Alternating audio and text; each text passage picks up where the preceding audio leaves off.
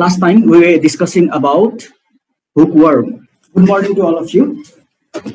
In this class, we were discussing about the hookworms. Hookworms, they are the worms. These are worms. They are comparatively smaller than ascaris or roundworms. The natural habitat of these worms in our body is small intestine.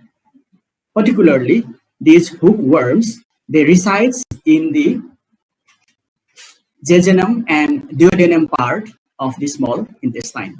These hookworms, they reside in the small intestine, and with the help of hook-shaped anterior portion, which is present in the mouth, these worms attaches to the mucous membrane of small intestine.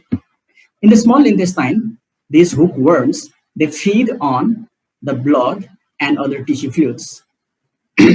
Thus, we can say that these hookworms are, we can consider it, or we can say these hookworms are little vampires. We call it little vampires because they are comparatively smaller in size and they feed or suck on the blood, which is present in small intestine. Thus, we can consider it as a little vampires. These worms, when there is a presence of adult worms in the small intestine, this is the picture of small intestine, and you can see these small fresh pink colored adult worms which are residing in the small intestine. And you can see some reddish patches or reddish spots. These are the hemorrhages produced by these adult worms in the small intestine. These worms, they feed on the blood, and during their stay in our small intestine, it produces epigastric. These worms feed on the blood, and it is responsible, these worms are responsible to cause anemia. Hookworm infestation in any individual, it causes iron deficiency anemia. If we examine the blood picture or blood film, we can see microcytic hypochromic anemia. The symptoms of hookworm infestations in iron deficiency anemic individuals, we can see laziness, edema, swelling of legs and ankles can be seen, which is pitting in nature. Palpitation of the heart can also be seen. In severe cases of iron deficiency anemia in hookworm infected persons, we can see cardiac failure or physical exhaustions can be seen. Due to cardiac failure, in such infected persons, those persons may die also. Adult hookworm, it may be either male or female adult worms. They reside in the mucosal membrane of the small intestine. First, these worms attaches in this area and they feed on or they suck the blood in the small intestine. Then they migrate to some other places. At the initial, when the adult hookworm move from one place to another place in search of blood, at the initial site, it produces bleeding, which results in hemorrhages, and it may lead to severe blood loss. The blood oozes out or comes from the initial site of attachment of these worms. It also leads to iron deficiency anemia. These hookworms are very clever, and they develop various type of defense mechanisms to escape out from the host immune systems. Ancylostoma duodenale, it is known as old world hookworm. This Ancylostoma duodenale, it secretes neutrophil inhibition factor. This neutrophil inhibition factor, it prevents the worms, that is adult worms, from phagocytosis by neutrophil. Similarly, Nicator americanus, it also secretes enzyme which is called as acetylcholinesterase. This acetylcholinesterase enzyme, it inhibits the peristalsis movement of the intestine. And this enzyme is considered as anti-inflammatory one. Hookworm infection, it depends upon three factors. The first thing is the number of worms present in the infected persons. Second thing is the species of hookworm, whether it is Ancylostoma duodenale or Necator americanus. Then the third one is the nutritional conditions of the infected. If the number of worms are present, if about 25 number of adult hookworms are present in small intestine, then we can consider it as a light type of hookworm infestations. Such light infections can be compensated by proper intake of iron-rich foodstuffs. The species of hookworm is also equally important because Ancylostoma duodenale, it feeds on more amount of blood than Necator americanus, which leads to severe type of iron deficiency anemia.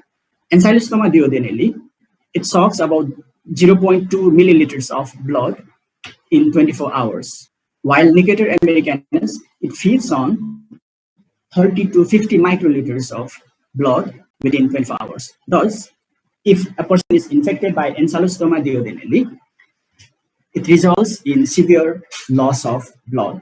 The person who is infected by hookworm, if that person is taking proper amount of diet, which is rich in iron and protein supplement, such blood loss in such individuals will not be affected, will not affect iron deficiency anemia. So nutritional status of the infected persons also plays a vital role in treating iron deficiency anemia in case of hookworm infestations. These three factors are very important: number of worms, species of hookworm, and the nutritional conditions of the infected persons.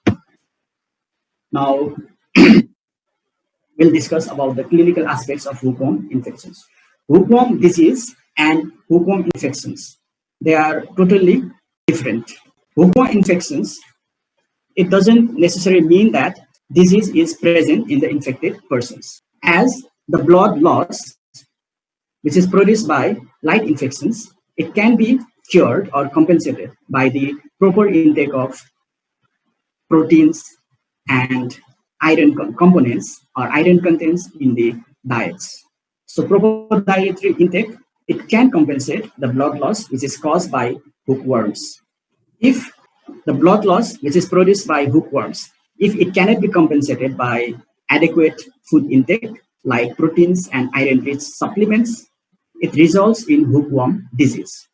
Hookworm disease occurs when the intake of food is unable to compensate for the blood loss, which results in iron deficiency anemia. In the hookworm infested or infected children, we can see swelling of lower limbs, and lower eyelid can also be swollen in the hookworm infested individuals, which is the indication of iron deficiency anemia.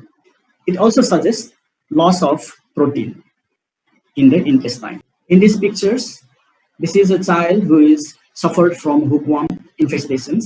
You can see this child is very much lean and thin, and his legs are is little bit swollen. It is fitting in natures, and in this picture you can see this child has a protruding stomach. So pot belly is one of the another symptoms of hookworm infestations. In the hookworm infested persons, his or her taste will be changed. In hookworm infested persons, you can see those persons are attracted to chew earthen pots, or geophagy can be seen in the hookworm infested person. Pathologically, in hookworm infested persons, if we examine their blood pictures, we can see microcytic hypochromic type of anemia. Microcytic hypochromic type of anemia, it leads to edema of subcutaneous tissues and serous cavities. In severe cases of iron deficiency anemia due to hookworms, we can see fatty liver and fatty changes in the heart.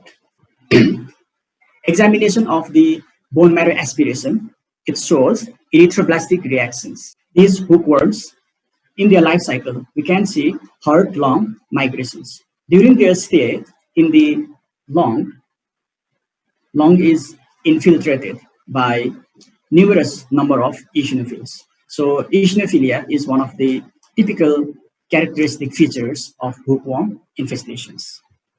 Small intestine is the main habitat of these worms. Mainly, they can be found in duodenum and jejunum during their stay in the mucous membrane of small intestine. These adult worms of hookworms, they produces edema, congestions, and petechial hemorrhages in the mucosal surfaces of the small intestine. And finally, it erodes the mucosal layer of small intestine. These hookworms, they are considered as the germ of laziness. You get thin and you feel very much tired and little bit mentally retarded due to loss of hemoglobin in the blood. Now we are going to discuss about laboratory diagnosis of hookworm infestation. Hookworm infestations, it can be diagnosed by two different methods. One is by direct evidence and another is indirect evidence. Indirect evidences, we have to examine the stool specimen of the infected person. First, we need to collect the stool specimen in a container.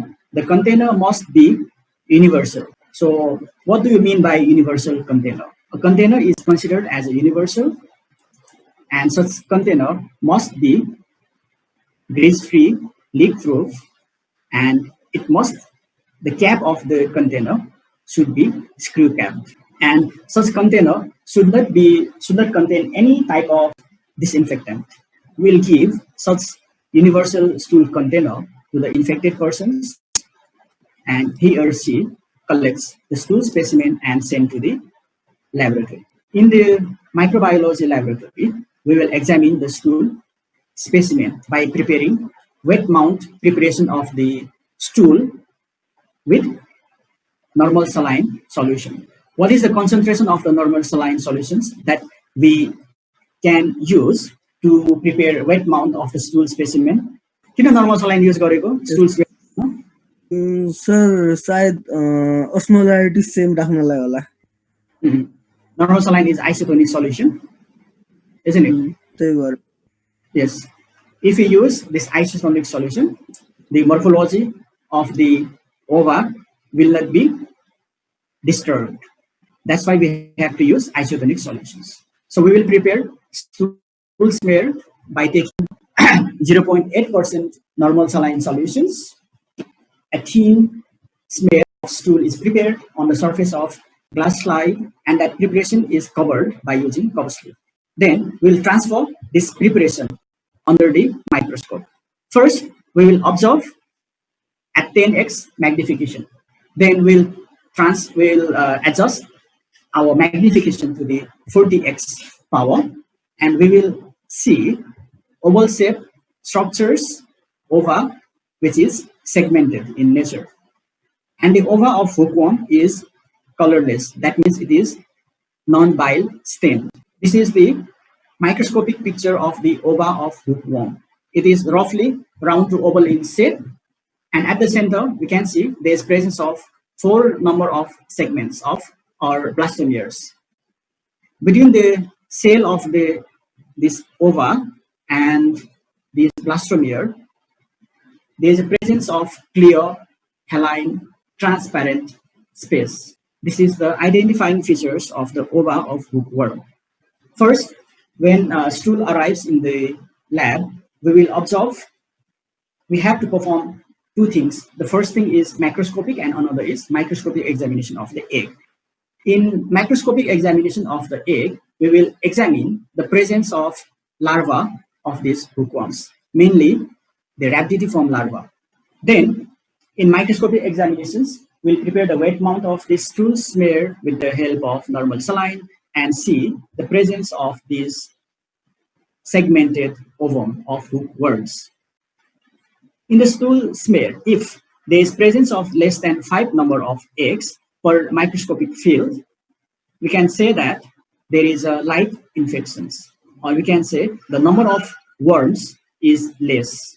If under the microscope, in per microscopic field, if the number of ova or eggs of hookworm is more than 25, then we can say that a person is heavily infested by these hookworms.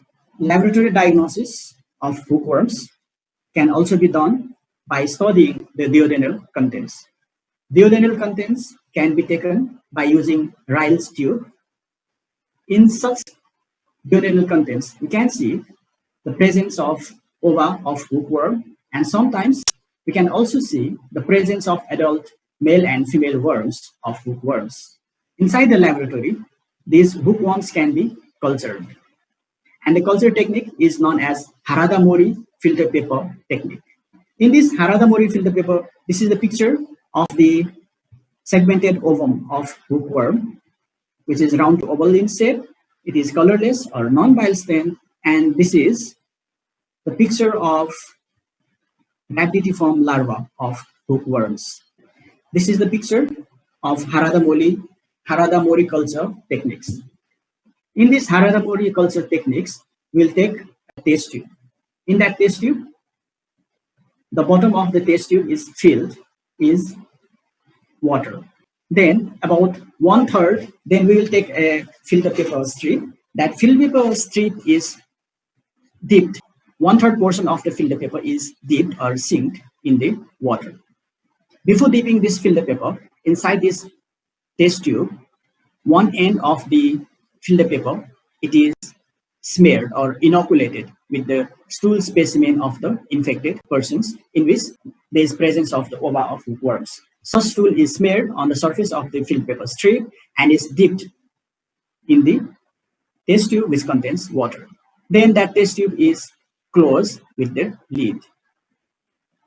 This preparation is kept at 30 degrees centigrade for about 10 days. And within 10 days, in this water, inside the test tube, we can see there will be a growth of filariform larva of hookworms. This is about the Harada-Mori culture technique of hookworms, which we can perform inside the laboratory. Examination of stool specimen, it comes under the direct evidences, while the examination of blood specimen, it comes under indirect evidences. In indirect evidences, we will perform occult blood test. That means in occult blood test, we will see the presence of hidden blood which cannot be observed through our naked eye in the stool specimen. Generally, in case of hookworm infestations, in such infested or infected persons, we can see the positive result of occult blood test. If you examine the peripheral blood smear of such infected persons, we can see hypochromic microcytic anemia, that is iron deficiency anemia. Examination of the blood, we can see decrease in the concentration of hemoglobin, packed cell volume, mean cell volume, and mean cell hemoglobin concentrations. All the RBC indices will be decreased in case of hookworm infestation. In the peripheral blood pictures of such infected persons, we can see iron deficiency anemia, and if there is deficiency of folic acids, megaloblastic anemia can also be seen, along with markedly elevation in the number of eosinophils.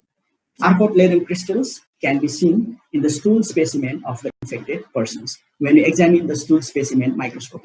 So this is the picture of occult blood test. This is a paper card in which this window we smeared the stool specimen of the infected persons. We will close this card, and from the opposite side, we will add a developer solutions.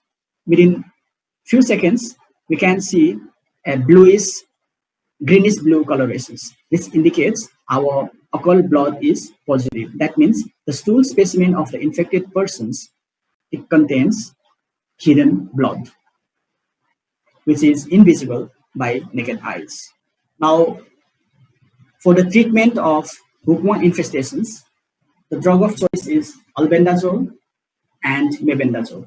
Along with albenda, and besides albendazole and mebendazole, pyrantel pamoate and levamisole can also be given. If the infected person is pregnant women, then such anti-helminthic drugs cannot be given.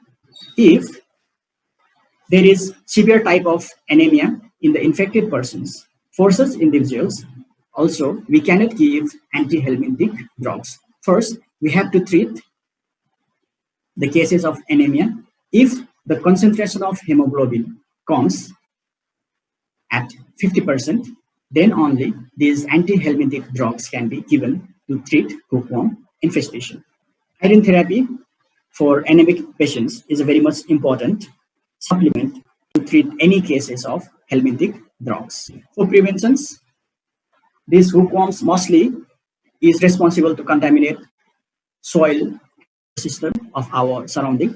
That's why in the soil, such infected soil, we can see the presence of eggs of hookworm along with filariform larva, which is infective to us. So defecation of these night soils openly must be prohibited to prevent ourselves from hookworm infestations.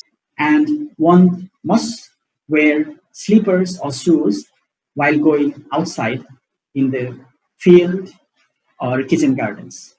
And if a person is walking or taking a work or working in the field which is possibly contaminated by the stool of the infected persons, one must wear slippers or shoes.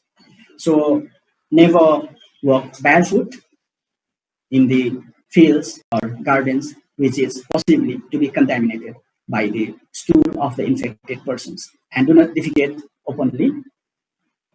When consuming any food particles, wash your hand properly. And if you are eating fruits or vegetables, wash it properly in the water. And cooking of food particles properly is also one of the preventive measures to prevent ourselves from hookworm infestation. So, definitive host. These hookworms, they have only one definitive host, that is human beings. No intermediate host is required to complete the life cycle of hookworms. Infective form or stage of the hookworm is filariform larva, not rhabditiform larva. These filariform larvae are capable to penetrate the softer part of our skin, that is palmar and plantar regions. The mode of transmission of this hookworm is mainly by through skin penetrations. But sometimes mode of these hookworms can also be transmitted by fecal-oral route, which is very rare. The adult hookworms, which resides in the mucosal layer of the small intestine, they feed on blood and tissue fluids. Its main site of residence is small intestine, mainly jejunum and duodenum part of the small intestine. Hookworms, they can survive for many years, which varies from 5 to 15 years. And Xylostoma duodenale, it can survive inside our body for 5 years, while Nicator americanus survive for 15 years. And Xylostoma duodenale, it sucks more amount of blood, that is 0.2 milliliters, while Nicator americanus, it feeds on about 30 to 50 microliters of blood within 24 hours. In the life cycle of these hookworms, we can see heart-long migrations. And at the penetration site, these worms produce contact dermatitis. During their stay in lungs, it produces bronchopneumonia, and in the intestine, it may produces epigastric pain along with diarrhea. This is also the same picture of their mouths fourth time, 2 times in the soil, third time in the esophagus, and fourth and final time in the small intestine, and they are developed into mature adult worms. Now, two questions are there. The male worm is equipped with copulatory bursa, which is used to catch. The male adult worm of hookworm is equipped with copulatory bursa, which is used to catch female worms for copulation. What conditions are required for the eggs to hatch? So the answer for these questions is moist and warm temperatures, that is 22 degree centigrade. Now we'll move to next questions. Hookworm infections, it can be transmitted from person to person. Is it true or false? Its mode of transmission is by skin penetration, right? So person to person transmission is very much rare. And Xylostoma duodenale को मात्र transplacental र transmammary route बाट हुन्छ, अरुमा हुँदैन है. And Xylostoma duodenale मा मात्र हुन्छ. Which stage of larva of hookworms feed on bacteria? Of larva of hookworms, they feed bacteria? Filariform larva or rhabditiform larva? Filariform. No. Filariform larva is the resting stage or resting form. Rhabditiform larva is voracious feeder. It feeds on dead and decaying matters present in the soil. So here the answer is rhabditiform larva. Which of the worms they feed on more amount of blood? Ancylostoma duodenale or Necator americanus? Which form of the worms of hookworms they suck more blood? Ancylostoma or Necator americanus? Which worms?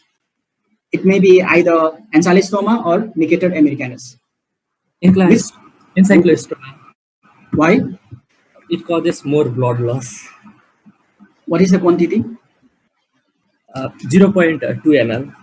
Yes, about 200 microliters of blood will be sucked by Ancylostoma duodenale. Now we will discuss about another roundworm, which is the inhabitant of small intestine like hookworms. These worms resides in the small intestine, that is duodenum and jejunum part of the small intestine, and its mode of transmission is very much similar to like that of hookworms. And the name of this roundworm is Strongyloides stercoralis. This Strongyloides stercoralis is comparatively much smaller than hookworms. It measures millimeters in size. The first case of Strongyloid stercoralis was observed by scientists whose name is Normand, Normand. Normand was the first scientist who studied about Strongyloides stercoralis in a French soldiers who are living in Cochin, China.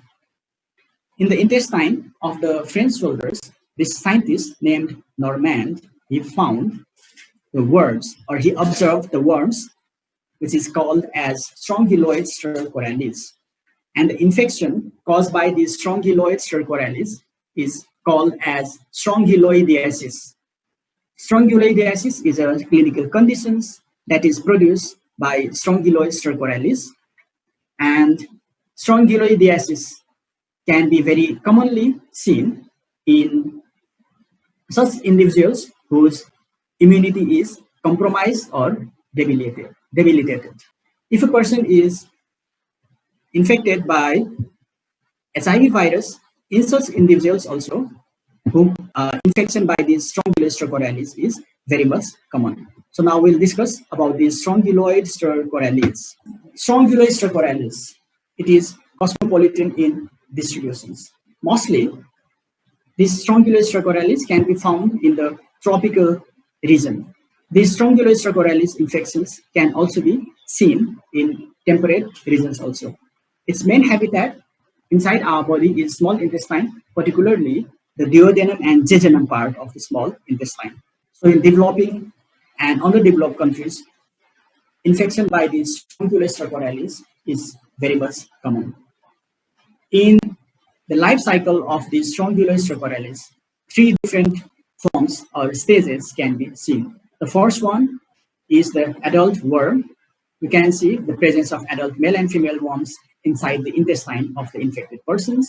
Then there's a presence of eggs or ova, which is released by adult female worms. And next thing is larva. Two forms of larva can be seen in the life cycle of the Strongyloides stercoralis. The first one is rhabditiform larva, and the second one is filariform larva. Like in case of Ascaris lumbricoides and hookworms, in case of these Strongyloides stercoralis also, the adult female worm is comparatively larger than the adult male worms. The adult female worms, it measures 2.5 millimeters in length and 0.05 millimeters in breadth, which is very small size, so that the adult male and female worms of these Strongyloides stercoralis cannot be visible through our naked eye. The adult worms of the Strongyloides stercoralis, it is ovoviviparous in nature.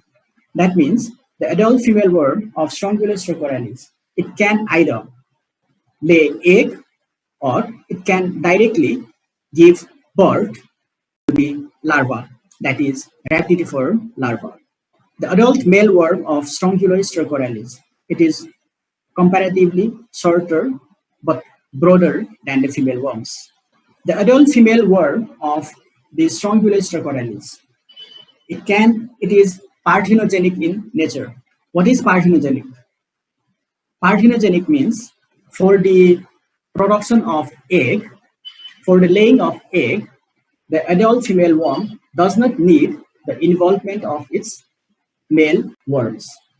Without the involvement of male counterpart, the adult female worm of the Strongyloides, it can produce eggs.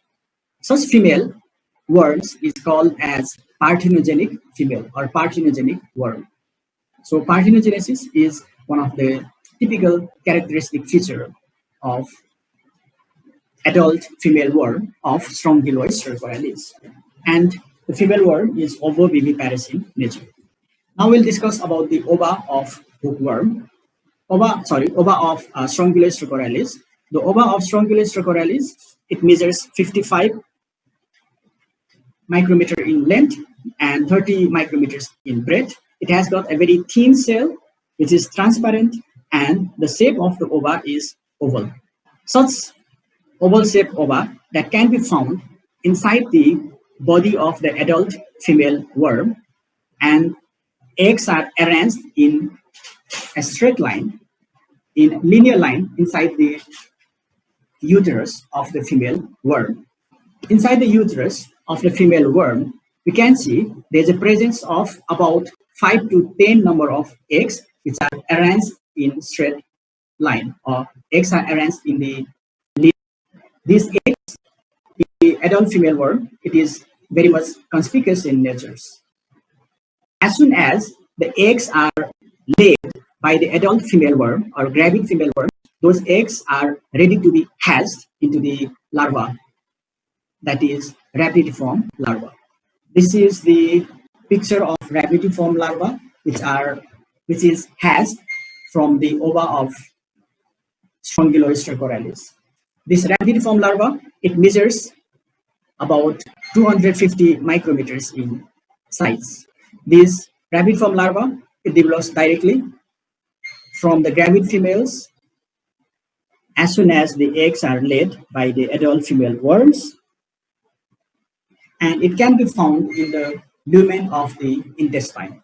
In the freshly voided stool or affected persons, we can see the presence of these raptidiform larvae. During its life cycle, these two forms of development of these raptidiform larvae can be seen. First one is direct development and another is indirect development. In direct development, these raptidiform larvae are directly developed into the infective form or infective stage, that is filariform larva, which can penetrate the softer part of our skin. While in indirect development, these raptidiform larvae are developed into adult male and female worms of Strongyloides. Then mating between adult male and female worms occurs, which results in formation of ova inside the uterus of the adult female worm. Then that adult female worm, it lays egg in the soil. That egg is hatched out into raptidiform larva. Then this raptidiform larva feeds on the organic matter present in the soil, develop into filariform larva, which is infective form and is able to infect human beings when that infected filariform larva comes in contact with the softer part of our skin. This is the filariform larva. Filariform larva is much bigger in size and longer than the raptidiform larva. It measures about 500 micrometers. This filariform larva, it has got a very short mouth and cylindrical esophagus.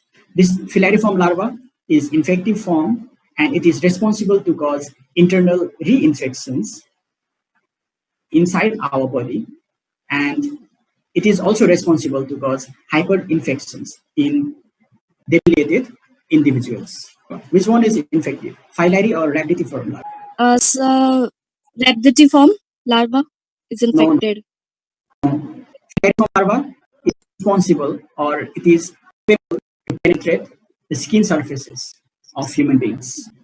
Now we'll discuss about the life cycle of Strongyloides stercoralis. Its mode of transmission is similar to like that of hookworm, and the main difference is in the life cycle of the Strongyloides stercoralis is the direct and indirect type of development. This direct and indirect type of development can be seen only in the life cycle of Strongyloides stercoralis.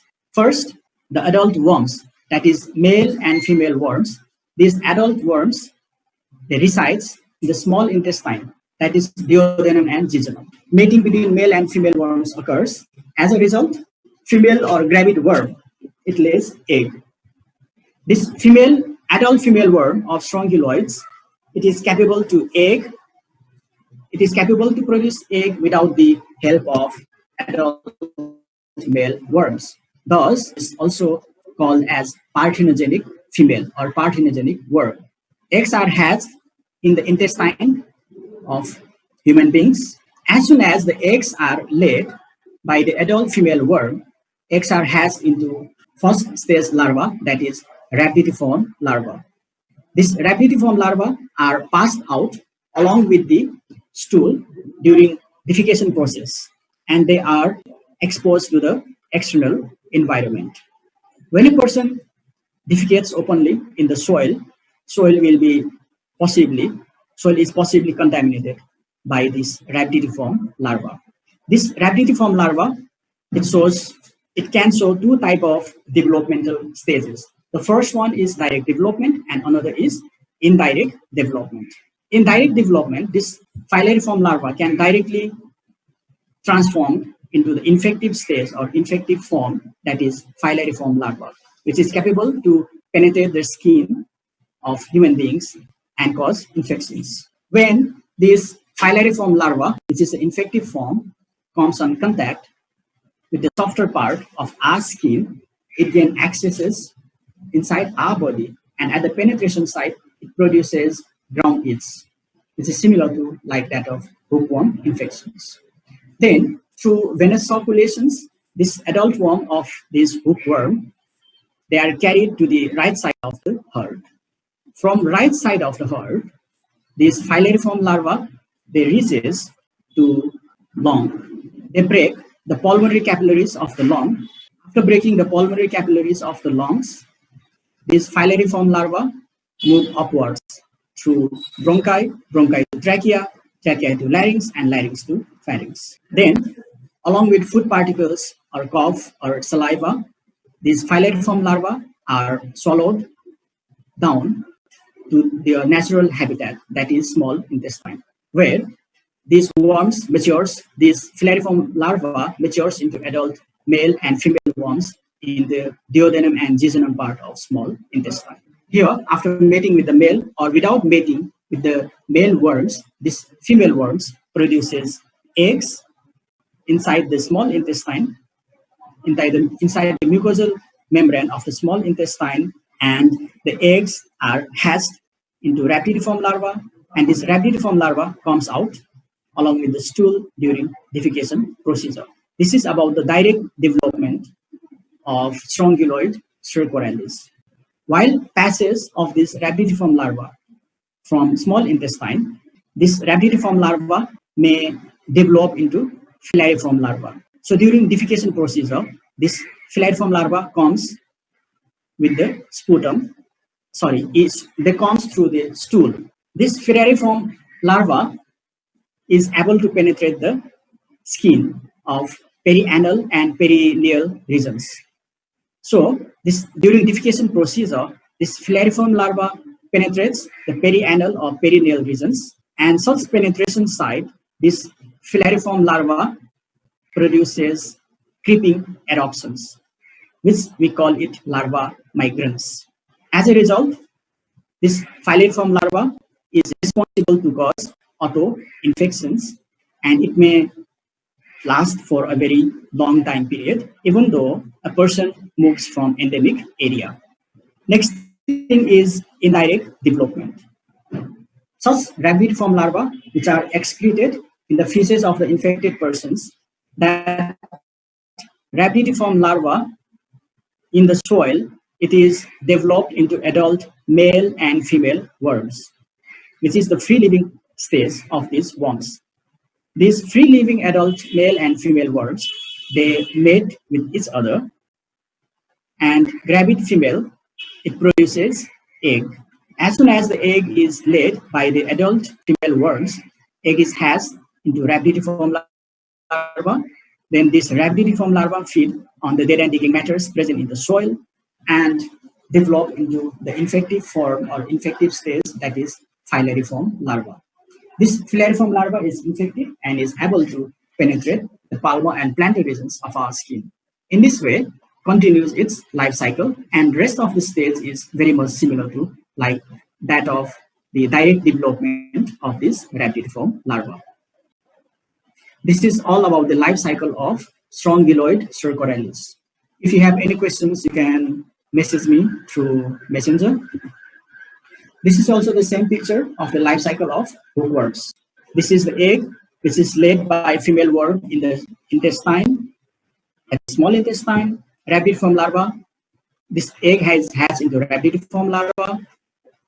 Then these rabidiform larvae are excreted or discharged through stool specimen in the external environment. It shows two types of development. One is direct and another is indirect development. In indirect development, these rabidiform larvae are developed into adult male and female worms. Female worm lays egg. Egg is hatched out into rabidiform larva. Rabidiform larva transform into filariform larva, which is infective form. It penetrates the skin, goes to blood circulations, lungs, trachea, pharynx, and it is swallowed.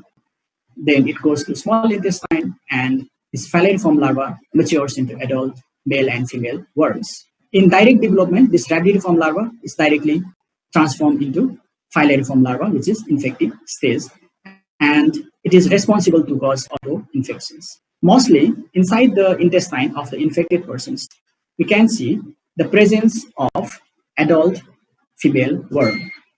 Generally, adult male worms are present very rare in the intestine of the infected persons, because those adult male worms, they don't have penetrating power. That's why they are expelled out or eliminated along with the stool during defecation process. Now, this is the short summary of these strongyloidiasis. Its mode of transmission is by skin penetrations. When a person walks barefoot on the contaminated soil, filariform larva is the infective stage. Its portal of into skin, and its site of localization is mainly intestine and lungs. From the immunological point of view, once a person is infected by the worms, that is Strongyloides stercoralis, it provides immunization to the person. So primary infections, it prevents reinfections by these Strongyloides stercoralis. The infected persons or infected individuals, when it is exposed to reinfections by the Strongyloides stercoralis, it responds by tissue hypersensitivity with numerous number of eosinophils. Infiltration of eosinophils can be seen along with giant urticaria. In the infected persons, we can see skin lesions like urticarial rash and linear erythematous urticarial wheal can be seen. During the stay of these worms in the lungs, it produces hemorrhages, and bronchopneumonia can also be seen. Adult worms can be found in the duodenum and jejunum part of the small intestines, which produces epigastric pain, and it also produces diarrhea. And in such direct stool, we can see the presence of blood and mucus. If you examine the blood film, we can see eosinophilia along with increase in the number of leukocytes. Hypoinfections. These hypoinfections can be seen in infection by the Strongyloides stercoralis, which is very much common in immunocompromised or debilitated individuals whose cell-mediated immune immunity is depressed. In such individuals, we can see there is an extensive internal reinfections, which leads to a large number of adult worms in the intestine and lungs. And the filariform larva can be seen in the various tissues. These filariform larvae, it enters into the arterial circulations. As a result, those filariform larvae are lost or trapped in the various organs, mainly heart, lungs, brain, kidneys, pancreas, liver, and lymph nodes. The circulating filariform larva of Strongyloides stercoralis, it may carry the bacteria which is present in the intestine. As a result, septicemia can also be seen during the cases of strongyloidiasis. Now, laboratory diagnosis, we have to collect the stool specimen of the infected persons. In the stool of such infected persons, we can see the presence of rhabditiform larva. Duodenal washing can also be taken, and in such duodenal washing and jejunal biopsies, we can see the presence of rhabditiform larva. And sometimes we can also see the ova along with filariform larva. In the examination of the peripheral blood smear, we can see there is rise in the number of eosinophils. If we examine the sputum specimen of the infected persons, we can see the presence of rhabditiform larva in such infected persons' sputum. Stool can be cultured by using Harada-Mori culture technique, which is similar to like that of hookworm. Antibody and antigen level against these Strongyloides stercoralis can be detected by using ELISA technique. For treatment, drug of choice is albendazole. Besides albendazole, we can also use thiabendazole, mebendazole, and ivermectin. Now, preventive measures is very much similar to like that of hookworm infestation. Okay, that's all. Thank you.